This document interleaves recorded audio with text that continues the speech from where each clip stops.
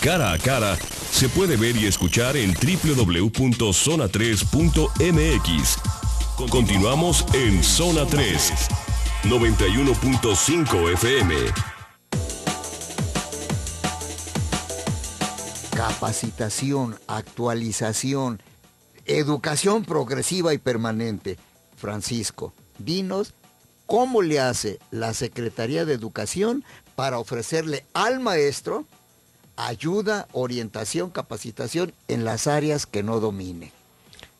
Es que esa es la parte que tendremos que solucionar. Tendremos que hacer eso con el propio Instituto Nacional de Evaluación Educativa, con el propio INE, donde están maestros, los maestros más importantes y más reconocidos del país, como la maestra Silvia Schmelkes, como Tere Bracho, como el maestro Guevara Niebla, donde ellos estarán generando la evaluación específica y que los cursos específicos de cada uno de los bloques sean cursos en línea.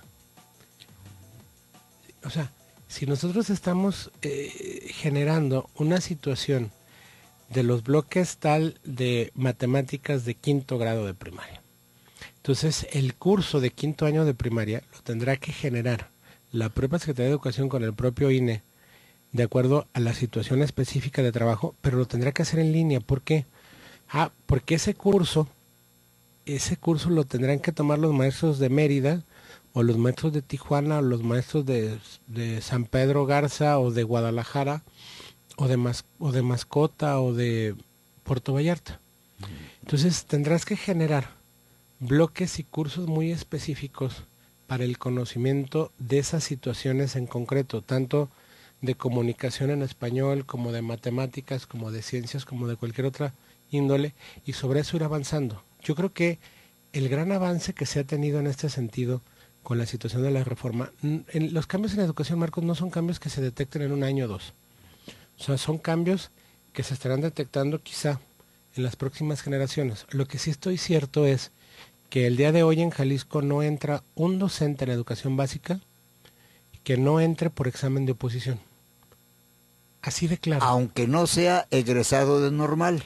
A ver, ahí hay un tema que le ha causado problema a muchas personas.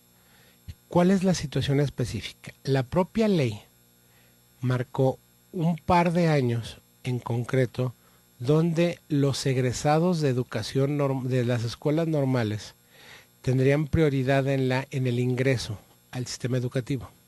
Es decir, hay un examen de oposición abierto, que le llamamos, que tiene que ver con todos aquellos que no tienen la carrera normalista de educación normal, y un examen de educación normal.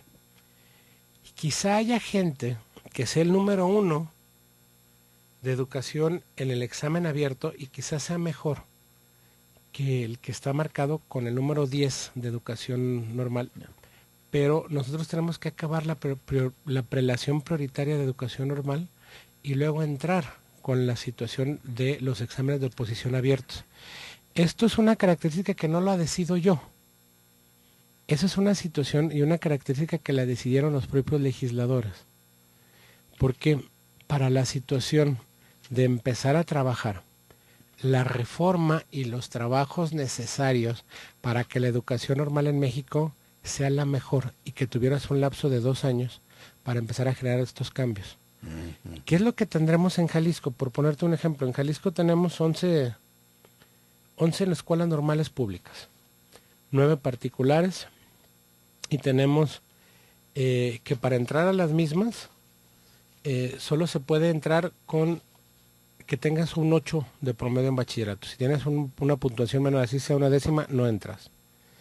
Se aplica un examen de admisión que tiene que ser con 1000 puntos en el Exani 2 de Ceneval, y si no logras esta calificación no eres apto para entrar. La eficiencia terminal de los que ingresan a la educación normal es del 94%, es una eficiencia terminal alta. Entonces, se tendrá que generar una serie de trabajos y una serie de aspectos en la educación normal para que cada día sea mejor. ¿Por qué? Porque el día de mañana ya los egresados o los que vayan a ingresar al sistema educativo ya lo podrán hacer desde una licenciatura del TEC hasta una licenciatura en pedagogía de la UDG o una licenciatura de la escuela normal. Entonces, ya van a entrar en igualdad de circunstancias. Y si las escuelas normales no tenemos la capacidad de generar buenos estudiantes, cada vez tendrán menos alumnos, porque ya el ingreso a un trabajo indeterminado se da por el conocimiento. Pero a ver, Paco, hay una cuestión. Tú hablaste que en Jalisco hay 73,000 y pico de maestros. ¿No?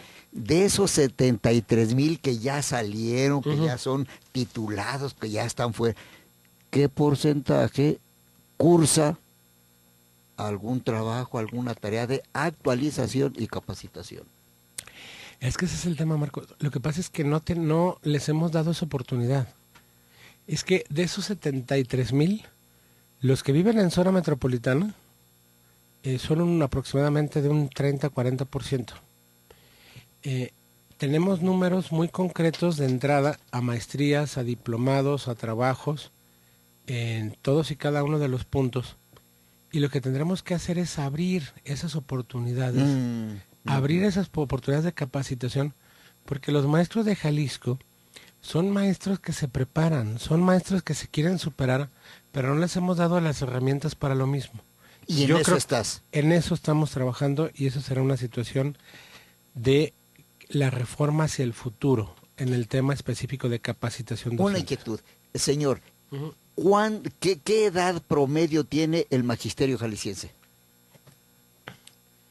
Mira, tenemos un número importante de maestros que se pudieran ya jubilar. Tenemos un número importante de maestros que están ingresando. Te voy a poner datos muy concretos. Alrededor del 20% de los maestros que están actualmente laborando en Jalisco se pudieran ya jubilar. ¿Sí? Pero también te quisiera decir una situación. Los maestros de Jalisco viven dos circunstancias muy específicas en ese tema. Ahí hay maestros de dos subsistemas, el federalizado y el estatal. No porque alguien se pueda jubilar, quiere decir que alguien ya no esté capacitado o alguien ya no esté con la situación necesaria para poder seguir trabajando en el ámbito educativo. Yo conozco maestros que han generado conocimientos y han generado situaciones de trabajo y que tienen una situación de años de antigüedad determinadas. Y tiene que ver también con que más de 10,000 de esos maestros, de los 73,000 que te digo, en Jalisco ya entraron por examen de oposición. Es decir, ya más del 10% de los docentes de Jalisco ya entró por examen de oposición.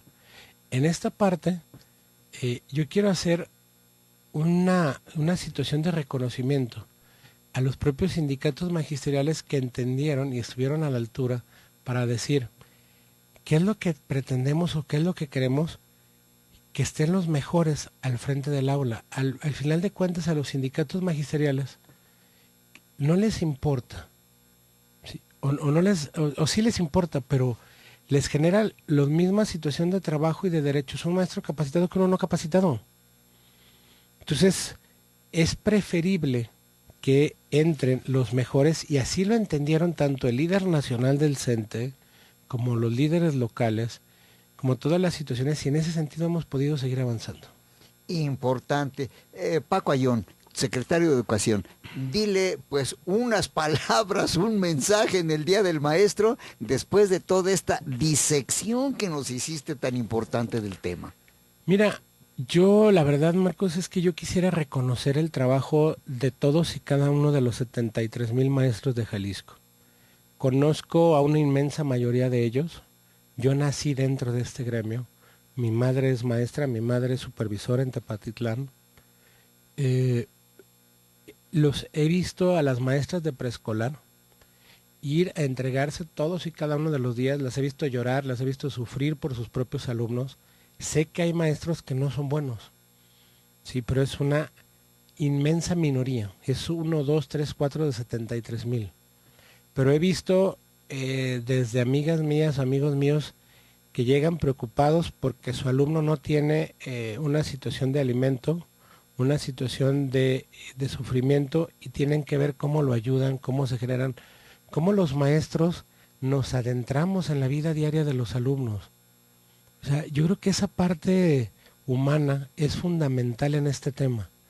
Yo no conozco un maestro en Jalisco que le pretenda o que de manera predeterminada le genere un daño a los niños. Yo lo que quiero generarles es decirles, tienen un gobierno que está de su lado, tienen un secretario que es maestro como ustedes y tienen un reconocimiento absoluto de todas y cada una de las autoridades. Tendremos que revalorar el papel del maestro en la sociedad. ¿Qué nos ha ocurrido? Nos ha ocurrido que dentro de estos programas, dentro de todo este mundo de globalización, perdemos situaciones de valores determinadas. Y entonces aquella imagen de aquel México donde la cuestión del sacerdote de una iglesia o el maestro o el doctor del municipio o de la colonia eran los referentes de valores, se han estado perdiendo, porque los referentes de valores no es que los maestros hayan cambiado, sino han cambiado los referentes de valores de la sociedad. Tendremos que revalorar el trabajo del maestro y entender un tema, Marcos. Este país está en pie y este país está trabajando gracias a los maestros de Jalisco y de México. Ese es un reconocimiento fundamental a su trabajo, porque tú puedes ser doctor, puedes ser ingeniero, puedes ser arquitecto o abogado, pero todos y cada una de las profesiones pasan por las manos de los maestros de Jalisco. Bien, escuchó usted conceptos del secretario de Educación en Jalisco, Francisco Ayllón López. Gracias por venir. Muchísimas gracias, Marcos, a ti por eso. Y a usted que nos escuchó.